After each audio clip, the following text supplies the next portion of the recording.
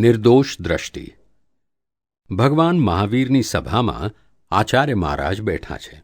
તે તેમને મહી જરાક કેફ થઈ ગયો કે હું બહુ જાણું છું, હું કંઈક છું.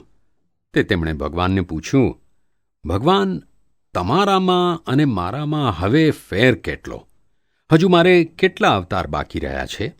તે આચાર્ય મહારાજને એમ કે 3 ભવમાં મોક્ષ થઈ જશે. ભગવાન તો વિતરાગ, પણ અંદર ખાનેથી આચાર્ય મહારાજની વાત સમજી ગયા.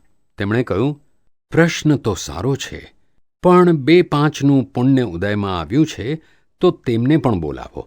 ગામના નગરશેઠ, સતી, વેશ્યા, ગજવા કાપનારને બોલાવ, ને પેલો ગધેડો બહાર ઊભો છે તેની વાત તમને કહું.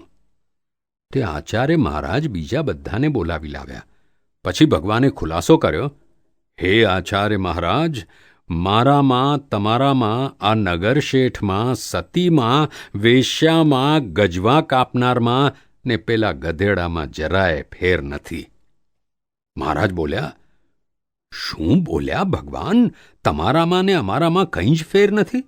ફેર તો ઘણો બધો દેખાય છે ને. ત્યારે ભગવાન બોલ્યા, જુઓ, ફેર તે તમને તમારી દ્રષ્ટિએ દેખાય છે. અમે આજથી 3જા અવતાર પૂર્વે જ્ઞાની પુરુષના શિષ્ય થયેલા. તેમણે અમારી દ્રષ્ટિ નિર્દોષ કરી આપી. તે દ્રષ્ટિનો અમે 2 અવતારમાં ઉપયોગ કર્યો, અને આ અવતારમાં અમે સંપૂર્ણ નિર્દોષ થયા. સંપૂર્ણ નિર્દોષ દ્રષ્ટિ કરી અને સર્વેને સંપૂર્ણ નિર્દોષ જોયા. તે નિર્દોષ દ્રષ્ટિથી અમે કહીએ છીએ કે તમારા અમારામાં અને તમારા બધાનામાં કંઈ જ ફેર નથી. તો આચાર્ય ભગવાનને કહે, પણ પ્રભુ, અમને તો બહુ ફેર લાગે છે.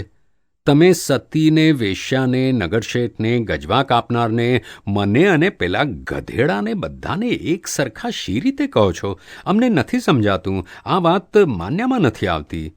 ભગવાને કહ્યું, જુઓ આચાર્ય મહારાજ, તમારામાં, અમારામાં, નગરશેઠનામાં, સતીમાં, વેશ્યામાં, ગજવા કાપનારમાં ને પેલા ગધેડામાં માલ એક સરખો જ છે. બધાનામાં 120 કાઉન્ટરનું 1 તોલો સૂતર ને તે પાછું ન્યૂ શોરોક મિલનું છે. બધામાં સરખું જ છે. એ જ મિલનું અને એ જ 120 કાઉન્ટનું 1 તોલો સૂતર. ફેર માત્ર એટલો જ છે કે તમારામાં બધાનું ગૂંચાયેલું છે ને મારી ગૂંચ નીકળી ગઈ છે.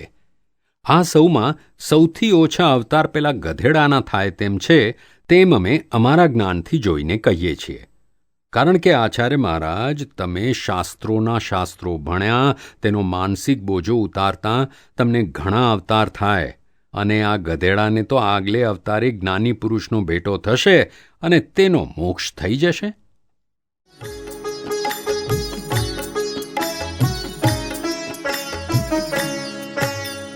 દાદા ભગવાનના અસીમ જય જયકાર હો.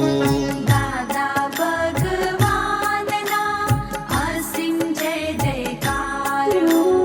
દાદા ભગવાનના અસીમ જય જયકાર હો.